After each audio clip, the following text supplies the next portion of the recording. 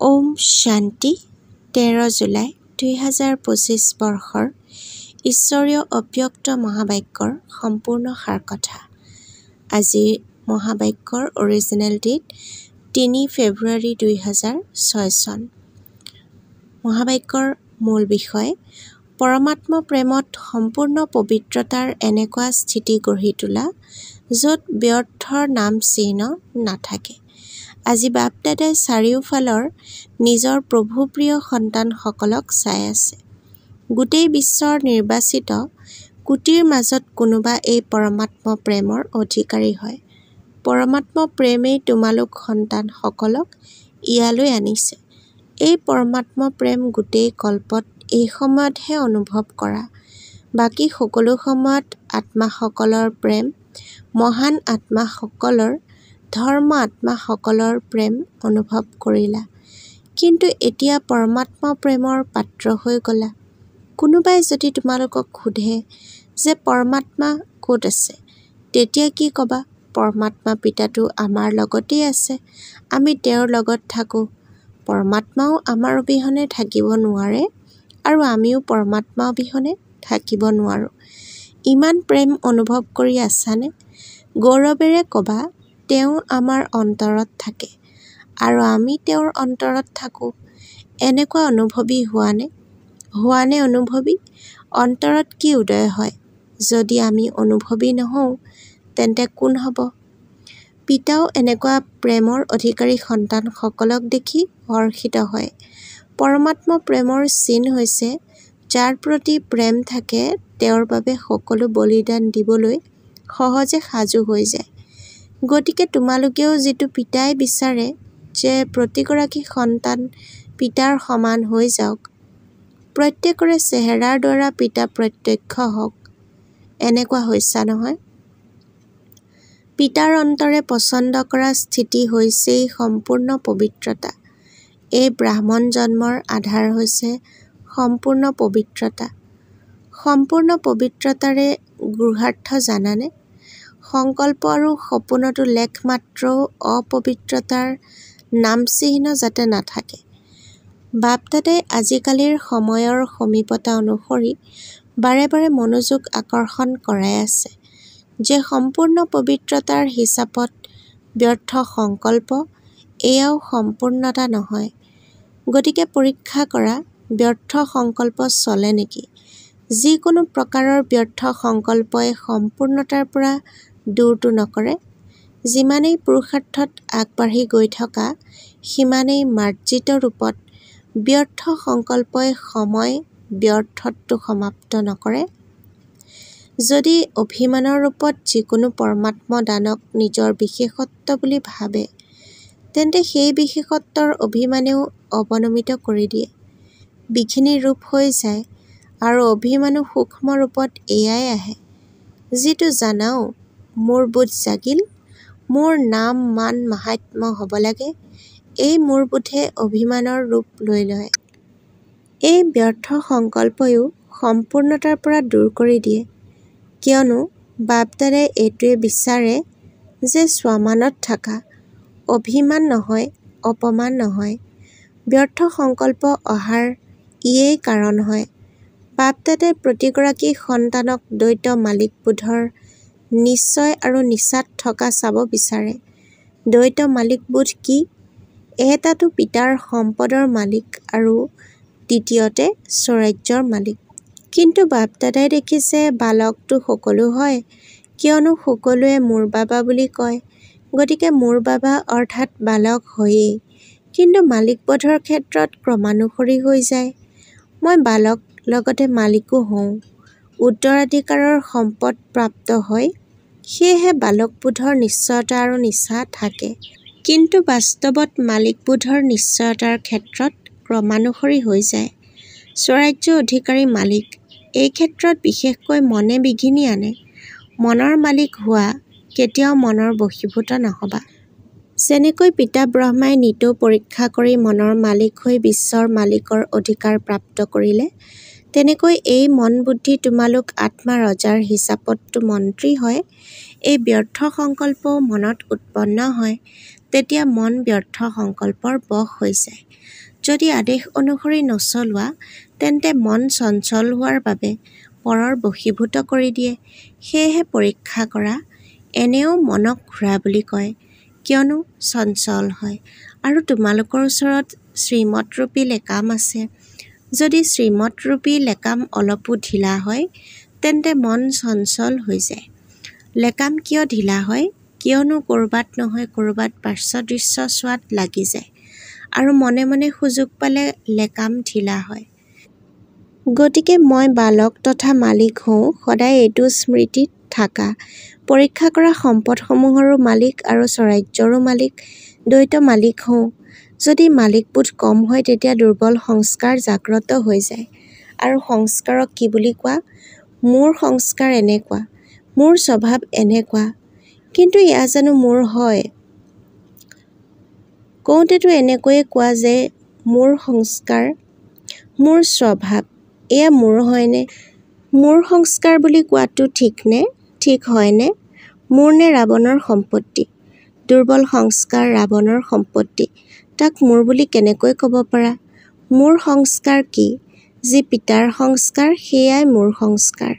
তেন্তে পিতাৰ সংস্কাৰ কি? বিশ্ব কল্যাণ, শুভ ভাৱনা, শুভ কামনা। গতিকে যিকোনো দুৰ্বল সংস্কাৰক মোৰ সংস্কাৰ বুলি কোৱাটোৱেই ভুল। আৰু ধৰি লোৱা মোৰ সংস্কাৰ বুলি ভাবি অন্তৰত ৰাখি থৈছা, তেন্তে অশুদ্ধ বস্তু অন্তৰত ৰাখি থলা। মোৰ বস্তুৰ প্ৰতিটো মোহ থাকে নহয়। গতিকে মোৰ বস্তুৰ মোৰ বুলি ভবা কাৰণে অন্তৰত স্থান দি দিছা। সেইকাৰণে এই ক্ষেত্ৰত সন্তানসকলে বহুত যুদ্ধ কৰিবলগীয়া হয়, কিয়নো অশুভ আৰু শুভ দুয়োটা অন্তৰত ৰাখি থৈছে। তেন্তে দুয়োটাই কি কৰিব? যুদ্ধইটো কৰিব। যেতিয়া এয়া সংকল্পত আহে, বাণীটো আহে, মোৰ সংস্কাৰ। সেয়েহে পৰীক্ষা কৰা, এইটো অশুভ সংস্কাৰ মোৰ সংস্কাৰ নহয়। গতিকে সংস্কাৰ পৰিৱৰ্তন কৰিবই লাগিব। বাপ-দাদাই প্ৰত্যেক সন্তানক চলন আৰু চেহেৰাত পদম গুণ, ভাগ্যৱান ৰূপত চাব বিচাৰে। কোনোবাই তোমালোকক চালে তেতিয়া চেহেৰাৰে চলনেৰে ভাগ্যৱান দৃষ্টিগোচৰ হওক। তেতিয়া তোমালোক সন্তানসকলৰ দ্বাৰা পিতা প্ৰত্যক্ষ হ'ব। কিয়নো বৰ্তমান সময়ত গৰিষ্ঠ সংখ্যকেই অনুভৱ কৰিব বিচাৰে। যেনেকৈ আজিকালিৰ বিজ্ঞানে প্ৰত্যক্ষ ৰূপত কৰি দেখুৱায়, অনুভৱ কৰায় নহয়, গৰমৰো অনুভৱ কৰায়, ঠাণ্ডাৰো অনুভৱ কৰায়। গতিকে শান্তিৰ শক্তিৰেও অনুভৱ কৰিব বিচাৰে। যিমানে নিজে অনুভৱত থাকিবা সিমানেই আনকো অনুভৱ কৰাব পাৰিবা। বাপ-দাদাই ইংগিত দিছেই যে এতিয়া সংযুক্ত সেৱা কৰা। কেৱল বাণীৰে নহয়, বাণীৰ লগতে অনুভৱী মূৰ্ত হৈ অনুভৱ কৰোৱাৰ সেৱা কৰা। কিবা নহয় কিবা শান্তিৰ অনুভৱ, আনন্দৰ অনুভৱ, আত্মিক স্নেহৰ অনুভৱ। অনুভৱ এনেকুৱা বস্তু যিটো এবাৰো যদি অনুভৱ হয় তেন্তে এৰিব নোৱাৰে। শুনা কথা পাহৰি যাব পাৰে, কিন্তু অনুভৱৰ কথা পাহৰি নাযায়। ই অনুভৱ কৰাও তাৰ সমীপত আনে। বাপ-দাদাইতো দেখিলে সেৱাটো সকলোৱে বহুত উৎসাহ উদ্দীপনাৰে কৰি আছা। ডাঙৰ অনুষ্ঠানো কৰিলা, বাৰ্তাটো দি দিলা, আপত্তি দৰ্শাব নোৱাৰা কৰি দিলা। ইয়াৰ বাবে অভিনন্দন। কিন্তু এতিয়ালৈকে এইটো আৱাজ বিয়পা নাই যে এয়া পৰমাত্ম জ্ঞান। ব্ৰহ্মা-কুমাৰ কুমাৰীসকলে ভাল কাম কৰি আছে। কুমাৰ-কুমাৰীসকলৰ জ্ঞান বহুত ভাল। কিন্তু এয়াই যে পৰমাত্ম জ্ঞান, পৰমাত্ম কাৰ্য চলি আছে, এইটো আৱাজ যাতে বিয়পি যায়। মেডিটেশ্যনৰ পাঠ্যক্ৰম কৰোৱা, পৰমাত্মৰ সৈতে যোগসূত্ৰ গঢ় দিয়া, কিন্তু এতিয়া পৰমাত্ম কাৰ্য স্বয়ং পৰমাত্মাই কৰাই আছে, এয়া বহুত কম অনুভৱ কৰে। আত্মাৰো ধাৰণা এয়া প্ৰত্যক্ষ হৈ আছে, ভাল কাৰ্য কৰি আছে, ভাল কথা কয়, ভাল শিকায়। ইয়ালৈকে ঠিকে আছে, জ্ঞান ভাল, ইমানখিনিও কয়। কিন্তু পৰমাত্ম জ্ঞান এইটো আৱাজে পিতাৰ সমীপত আনিব। আৰু যিমানেই পিতাৰ সমীপত আহিব সিমানেই অনুভৱ স্বতঃ কৰি থাকিব। গতিকে এনেকুৱা পৰিকল্পনা কৰা আৰু ভাষণত এনেকুৱা কিবা ধাৰ ভৰোৱা, যাৰ দ্বাৰা পৰমাত্মাৰ সমীপত আহি যায়। দিব্য গুণৰ ধাৰণা ইয়াৰ প্ৰতি মনোযোগ দিছে। আত্মাৰ জ্ঞান দিয়ে, পৰমাত্মাৰ জ্ঞান দিয়ে, এনেকৈ কয়, কিন্তু পৰমাত্মাৰ আগমন হৈছে, পৰমাত্মাৰ কাৰ্য স্বয়ং পৰমাত্মাই কৰাই আছে। ইয়াৰ প্ৰত্যক্ষতাই চুম্বকৰ দৰে সমীপত আনিব। তোমালোকো সমীপত তেতিয়া আহিলা যেতিয়া বুজি পালা যে পিতাক পালোঁ, পিতাক সাক্ষাৎ কৰিব লাগে। স্নেহী গৰিষ্ঠ সংখ্যকেই হয়। সেয়া কি বুজি হয়? কাৰ্য বহুত ভাল। যি কাৰ্য ব্ৰহ্মাকুমাৰীয়ে কৰি আছে সেই কাৰ্য কোনেও কৰিব নোৱাৰে, পৰিৱৰ্তন কৰাই। কিন্তু পৰমাত্মাই কৈ আছে পৰমাত্মাৰ পৰা উত্তৰাধিকাৰ ল'ব লাগে। ইমান সমীপত নাহে কিয়নো এতিয়া যিসকলে প্ৰথমে বুজি পোৱা নাছিল যে ব্ৰহ্মাকুমাৰীয়ে কি কৰে, এওঁলোকৰ জ্ঞান কি, সেইসকলে বুজিবলৈ ধৰিছে। কিন্তু পৰমাত্মা প্ৰত্যক্ষতা যদি বুজি পাই যায় যে পৰমাত্মাৰ জ্ঞান, তেতিয়া ৰৈ থাকিব পাৰিব জানো? যেনেকৈ তোমালোক দৌৰি আহি গলা, তেনেকৈ দৌৰি আহিব। গতিকে এতিয়া এনেকুৱা পৰিকল্পনা কৰা, এনেকুৱা ভাষণ তৈয়াৰ কৰা, এনেকৈ পৰমাত্মা অনুভূতিৰে বাস্তৱত প্ৰমাণ হোৱা। তেতিয়া পিতাৰ প্ৰত্যক্ষতা ভালদৰে বাস্তৱত দেখা দিব। এতিয়া ভাল হয়, ইমানলৈ আহিছে, ভাল হ'ব লাগে। সেইটো লহৰ পৰমাত্মা প্ৰেমৰ অনুভূতিৰে আহিব। অনুভৱী মূৰ্ত হৈ অনুভৱ কৰোৱা। এতিয়া দ্বৈত মালিকবোধৰ স্মৃতিৰে সমৰ্থ হৈ সমৰ্থ কৰি তোলা। বাৰু, সেৱাৰ পাল পঞ্জাৱ মণ্ডলৰ হাত লৰোৱা। ভাল কথা, যিটো মণ্ডলৰ পাল পৰে তেওঁলোক খোলা অন্তৰেৰে আহি যায়। পঞ্জাৱ মণ্ডলৰ পৰা ৪,০০০ আহিছিল। বাপ-দাদাও হৰ্ষিত হয় যে প্ৰতিটো মণ্ডলে সেৱাৰ ভাল সুযোগ লৈ লয়।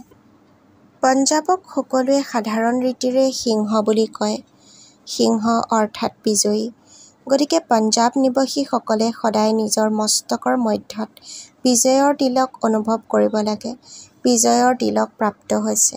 সদায় যাতে এইটো স্মৃতি থাকে যে আমি এই কল্পকল্পৰ বিজয়ী, বিজয়ী আছিলোঁ, বিজয়ী হওঁ আৰু কল্পই কল্পই বিজয়ী হ'ম। ভাল কথা। সকলো মণ্ডলে স্নেহী সহযোগী মানদণ্ডৰ আনিছে। কিন্তু উত্তৰাধিকাৰী মানদণ্ডৰ অনা নাই।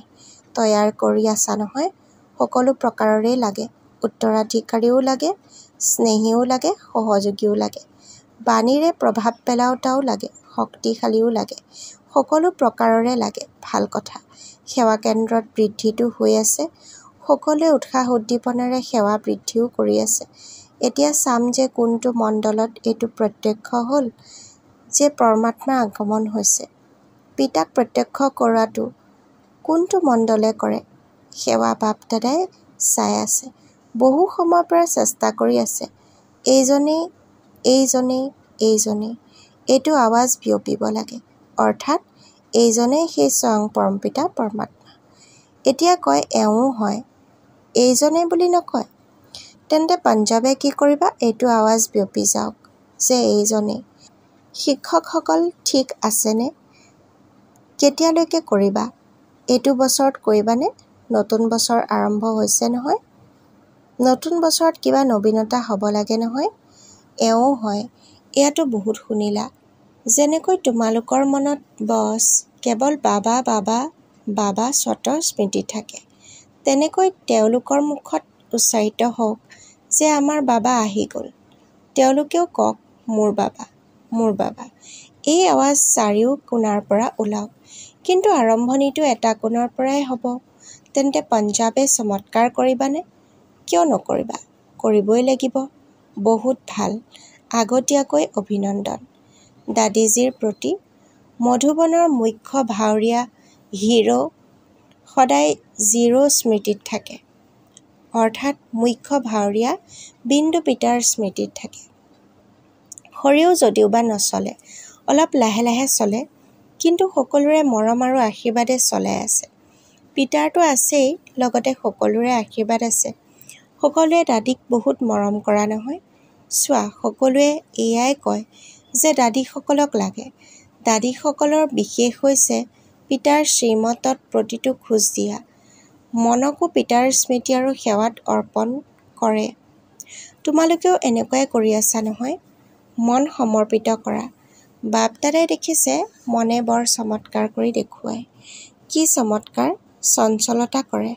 মন একাগ্ৰ হৈ যাওক। যেনেকৈ পতাকা ওপৰলৈ কৰা নহয়, তেনেকৈ মনৰ পতাকা শিৱ বাবাত একাগ্ৰ হৈ যাওক। আহি আছে, সময় সমীপত আহি আছে। কেতিয়াবা বাপ দাদাই সন্তানসকলৰ বহুত ভাল ভাল সংকল্প শুনে। সকলোৰে লক্ষ্য বহুত ভাল। বাৰু চোৱা, প্ৰেক্ষাগৃহৰ শোভা কিমান ভাল। মালা হয় নহয়, আৰু মালাৰ মাজত মণি বহি আছে, অৰ্থাৎ শিৱ বাবা। আজি বৰদান, শান্তিৰ শক্তিৰ দ্বাৰা ছেকেণ্ডত জীৱন মুক্তি আৰু মুক্তিৰ অনুভৱ কৰাওঁতা বিশেষ আত্মা হোৱা। ব্যাখ্যা: বিশেষ আত্মাসকলৰ অন্তিম বিশেষত্ব হৈছে যে ছেকেণ্ডত যিকোনো আত্মাক মুক্তি বা জীৱন মুক্তিৰ অনুভৱী কৰি দিব। কেৱল ৰাস্তা নেদেখুৱাব, কিন্তু 1 ছেকেণ্ডত শান্তিৰ বা অতীন্দ্ৰিয় সুখৰ অনুভৱ কৰাব। জীৱন মুক্তিৰ অনুভৱ হৈছে সুখ আৰু মুক্তিৰ অনুভৱ হৈছে শান্তি। গতিকে যিয়েই সন্মুখত আহে, তেওঁলোকে ছেকেণ্ডত ইয়াৰ অনুভৱ কৰক। যেতিয়া এনেকুৱা তীব্ৰ গতি হ'ব, তেতিয়া বিজ্ঞানৰ ওপৰত শান্তিৰ বিজয় দেখি সকলোৰে মুখেৰে বাহ-বাহৰ আৱাজ ওলাব আৰু প্ৰত্যক্ষতাৰ দৃশ্য সন্মুখত আহিব। শ্লোগান: পিতাৰ প্ৰতিটো আজ্ঞাৰ প্ৰতি নিজক উৎসৰ্গিত কৰোঁতা প্ৰকৃত চগা পোক হোৱা।